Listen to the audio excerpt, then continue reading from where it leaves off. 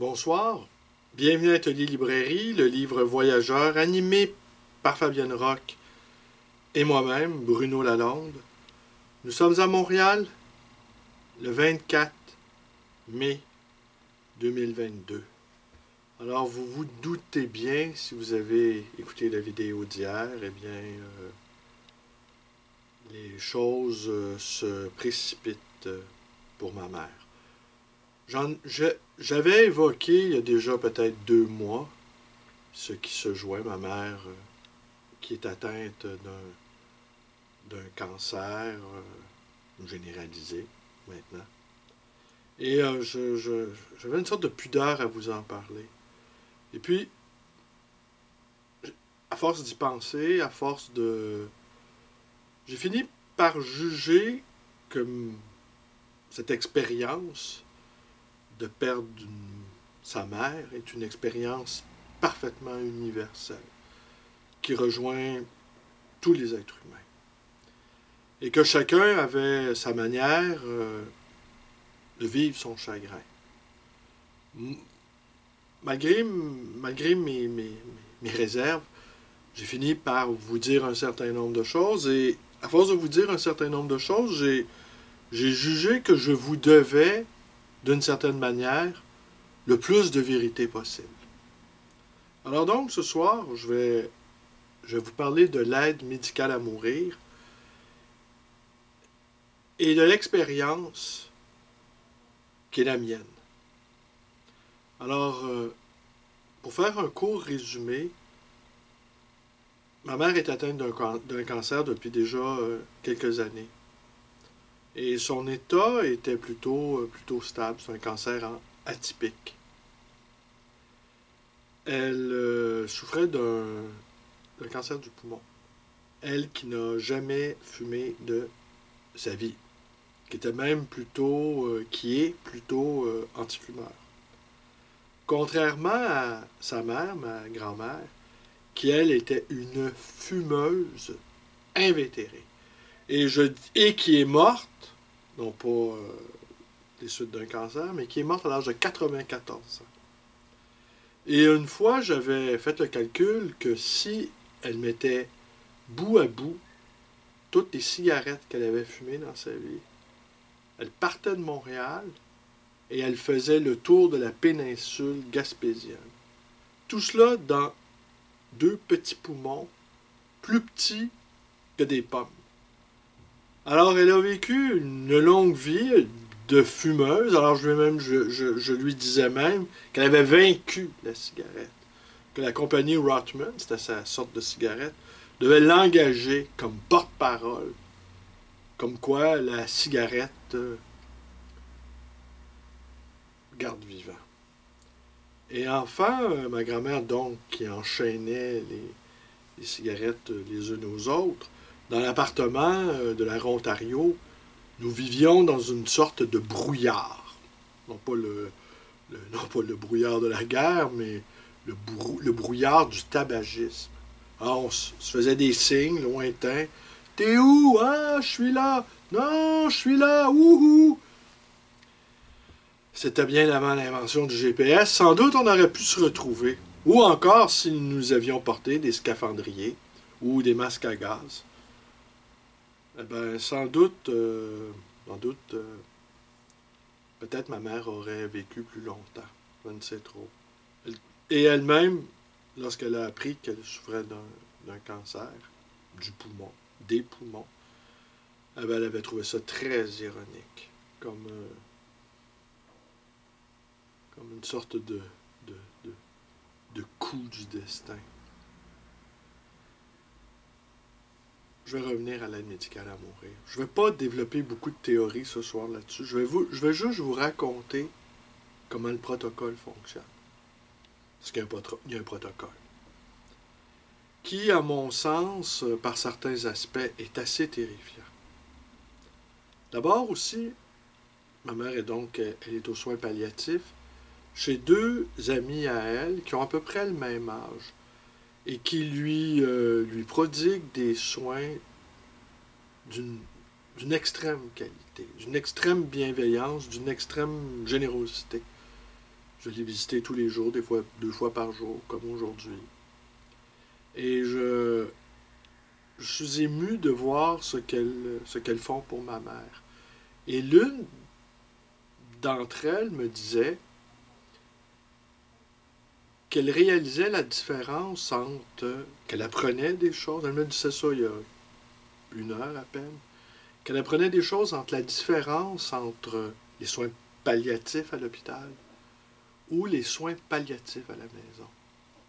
Et que à l'hôpital, eh bien, c'est la solitude, c'est la chambre, c'est peut-être les visites également, mais c'est les longues périodes où ponctuées par des longues périodes d'absence ponctuées par les, les visites du personnel soignant. Tandis que dans une maison, eh bien, c'est les bruits de la cuisine, les bruits de la casserole, les éclats de voix, les rumeurs de voix, les odeurs, des repas, le, le bruit sourd de la télévision ou de la radio. En fait, même si la personne est à l'orée de la mort, la vie fuse de partout. Et donc, à quelque part, peut-être on glisse peu à peu dans la mort, mais accompagné de bruits familiers, accompagné de quelque chose qui, au fond, relève de la vie. Ce sont les bruits de l'existence. Alors on glisse avec cet arrière-plan sonore de la vie qui bruit, qui bruisse. Non, qui bruit.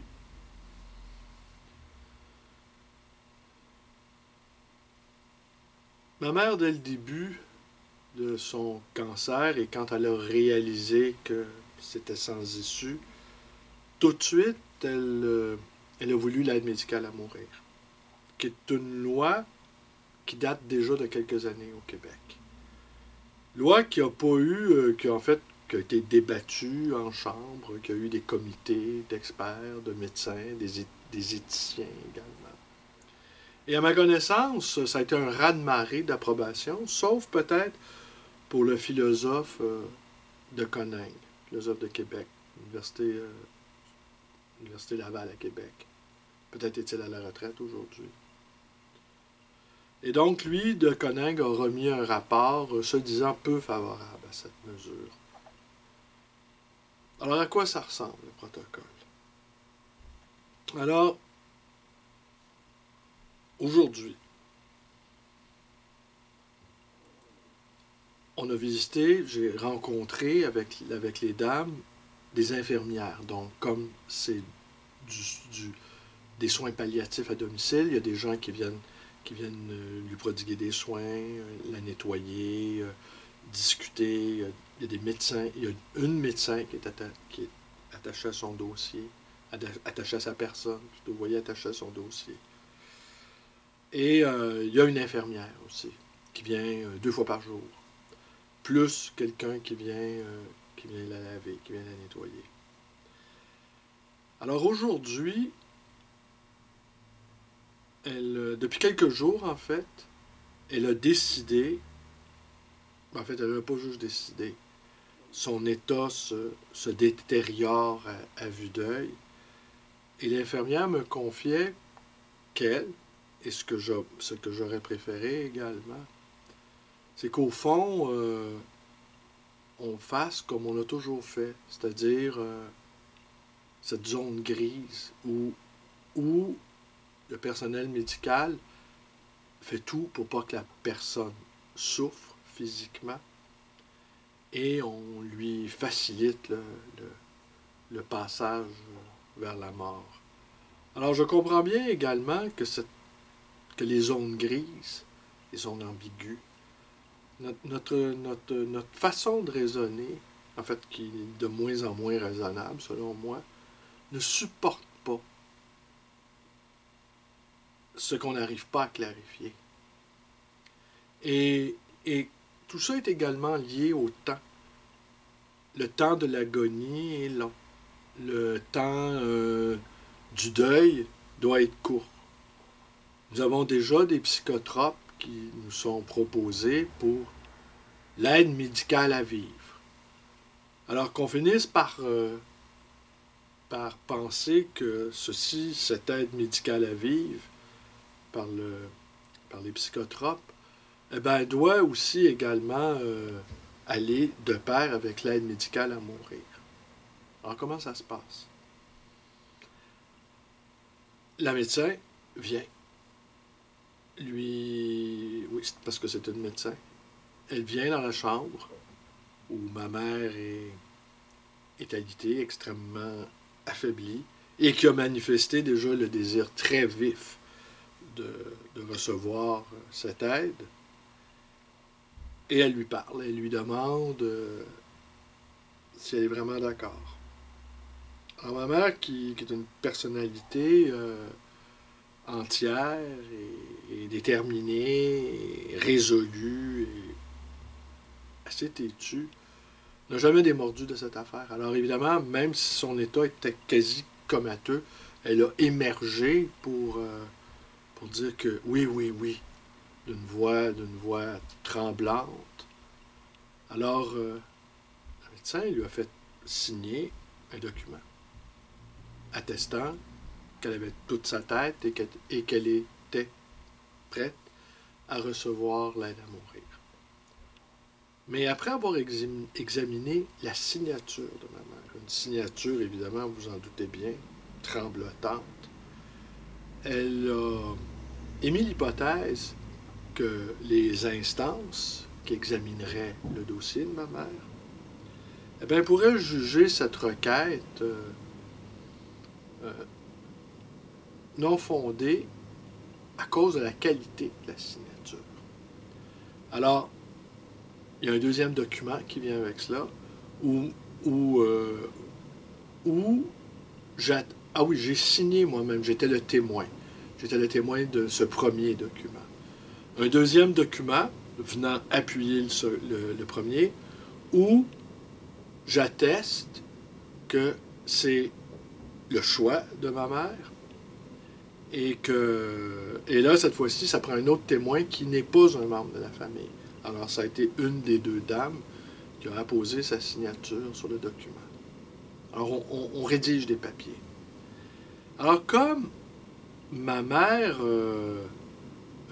a manifesté le désir de mourir, en fait, a manifesté le désir de recevoir l'aide médicale à mourir, d'une certaine manière, elle n'est plus... ça la retire un peu du protocole des soins palliatifs administrés à l'hôpital. Alors, dans son vif désir de mourir, d'une certaine manière, ça l'a retardé. Parce que le protocole de l'aide médicale à mourir étant tout à fait différent des soins qu'on donne dans une fin de vie, dans un milieu de soins palliatifs. Alors qu'est-ce qui se passe une fois que ces documents sont signés? Alors là, il faut que le document en question, il faut qu'elle soit vue ou entendue par un autre médecin qui viendra confirmer le choix de la personne. Ce qui a été fait au téléphone avec une autre médecin, pour lequel ma mère avait la plus vive affection, un lien de confiance, en fait, incroyable. Elle s'est mise à lui faire extrêmement confiance.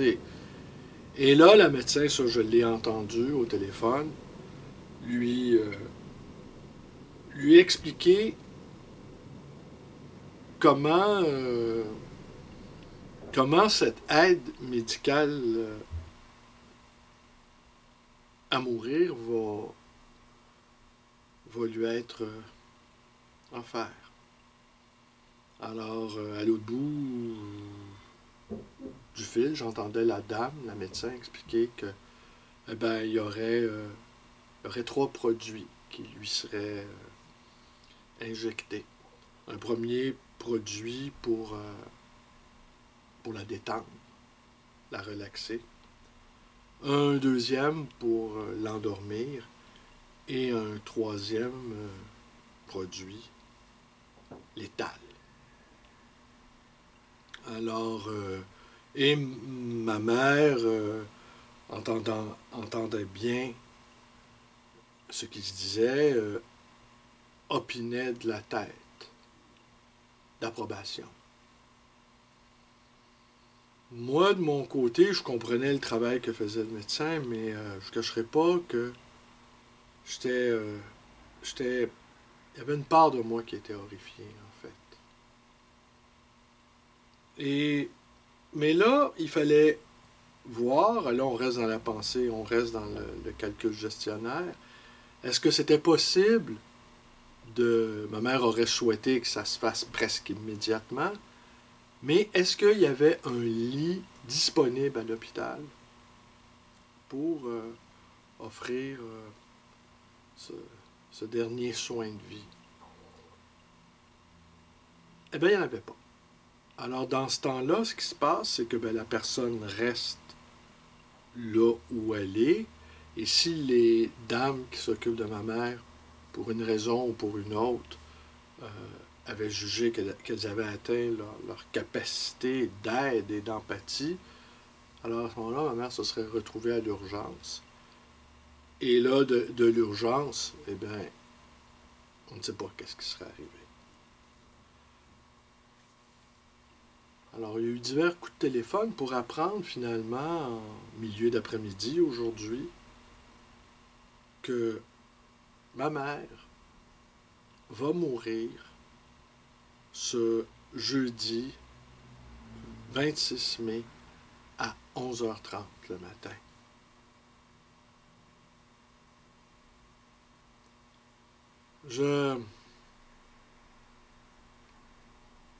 Et que on viendrait la chercher soit demain pour la conduire à cette chambre mortuaire, ou encore, s'il n'y a pas de lit disponible, on viendrait la chercher le jeudi matin à 8h30 en ambulance pour la conduire dans la dite chambre. Mais elle doit expressément, et même si son état est de plus en plus difficile, elle doit avoir toute conscience qu'on va lui administrer cette injection. Elle doit pouvoir, au dernier moment, avoir assez de lucidité pour consentir à sa propre mort octroyée par le corps médical. Alors, autrement dit, on la garde vivante et lucide afin de pouvoir l'euthanasier. Parce que c'est comme ça qu'il faut appeler ça. On peut user de tous les euphémismes possibles. C'est quand même une euthanasie. Euthanasie qui aurait pu ne pas survenir si simplement sa propre volonté à elle, ma mère, de décider. Ce qui a fait la différence, c'est qu'elle a décidé. Et cette volonté de décider jusqu'au bout du sort de sa vie a fait que peut-être ça a retardé cette mort qu'elle désirait tant. Mais que pour pouvoir la recevoir, cette mort, elle doit rester lucide jusqu'au moment où on lui injecte les 3 produits. Alors, vous imaginez un peu, je pourrais quasiment compter le nombre d'heures qui séparent la vie de ma mère à sa mort. Alors, vous imaginez, c'est aussi ça, la technoscience, qui contrôle tout. Et qui, sans doute, moi, j'aurai évidemment un deuil à faire, parce qu'à partir du moment où ma mère ne sera plus de ce monde, c'est un nouveau chapitre de la relation que j'ai eue avec elle qui va débuter. Et, et les choses évoluent. Hein. Une fois que la personne qui était importante dans notre vie n'est plus de ce monde, on vit quand même encore avec elle. On vit autrement et les souvenirs se transforment. Mais je ne sais pas trop encore quelle sorte de relation j'aurai avec ma mère post-mortem. L'imagination, la mémoire, parfois les faux souvenirs, les attentes, les espérances déçues, les espérances réalisées de temps à autre. Tout ça va former une sorte de, de, de mélange qui va teinter ma réflexion et qui va teinter les souvenirs que j'aurai de ma mère. Parce que la proximité, toute proche de sa fin, de ses fins dernières, avec l'heure, le jour et la date, je vous dirais, fait que je suis en pré-deuil, mais je ne sais trop quelles seront les conséquences de cette mort. Et d'autant aussi que ma mère ne souhaite qu'aucun de ses enfants ne soit là dans cette fameuse chambre. Alors, je vais attendre dans le couloir. Et sans doute avant, si elle a la lucidité de consentir, je vais lui dire adieu, ou je vais lui dire au revoir, ou je vais lui dire à bientôt. Et après, je vais aller me retirer. Et après, quand tout sera fait, eh bien là, je pourrai aller embrasser la dépouille de ma mère.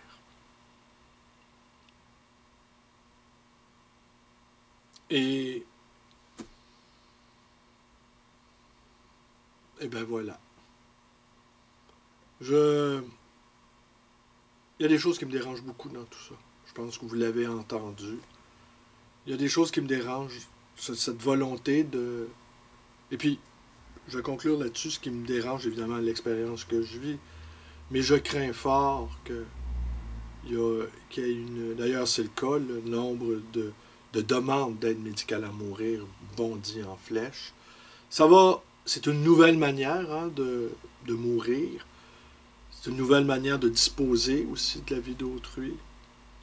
Et je crains fort que dans les prochaines années, ça soit en augmentation.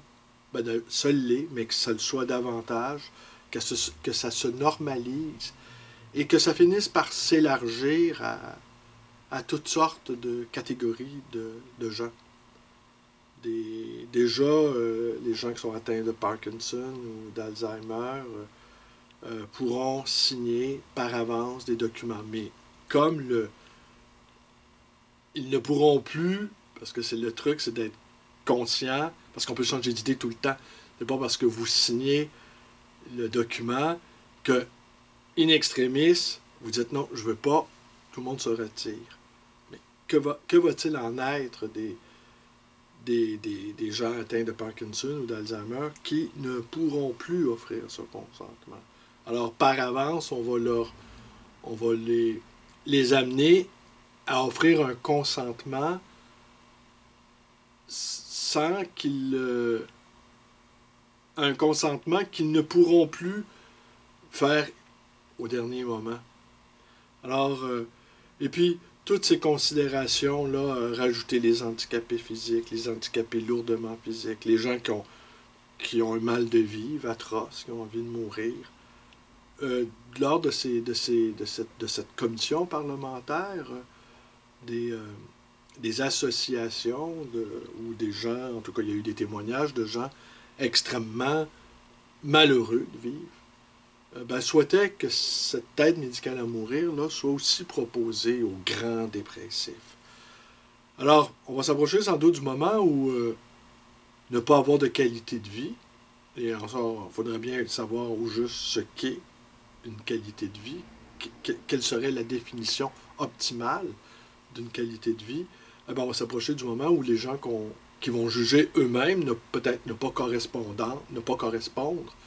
aux exigences de la société, eh ben, vont simplement demander à être retirés de cette société par la manière expéditive. Alors je crains fort que, comme la pandémie nous l'a montré, qu'on finisse par banaliser la souffrance d'autrui, qu'elle finisse même parce qu'il y a aussi une manière que le corps médical qui ne veut pas subir de blessures narcissiques quand il se retrouve devant des maladies comme le Parkinson ou justement l'Alzheimer, où il n'y a pas de guérison possible. Alors, tout ce qui n'est pas guérissable, en quelque sorte, peut-être devrait disparaître. Alors, au fond, on ne soignerait que les maladies soignables. Je sais que j'exagère, mais il y a de ça aussi. C'est une manière de se protéger. Une manière de dire, ben, on n'a pas échoué. On continue autrement à prodiguer des soins.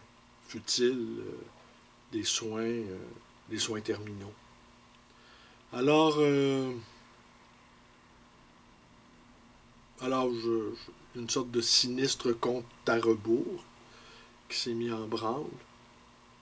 Déjà, je regarde l'âge. Bon, ben, il reste tant d'heures de vie sur Terre à ma mère. Mais je ne suis pas convaincu de ce que je vois. Le personnel est aimable et dévoué, mais il y a des protocoles, il y a des attentes, il y a des lits pas disponibles. Et on a affaire, malgré tout, même si nous sommes dans l'extrême ténuité de l'existence humaine, nous sommes quand même dans un univers qui ressemble assez à Kafka. Il y a quelque chose d'assez épeurant là-dedans. Et moi, ben, je fais un deuil à rebours, si je peux dire. Alors, voilà. Et comme je vous ai parlé de tout ça déjà à quelques reprises ces jours derniers, ben, j'ai jugé bon de vous informer de ce qui se passe.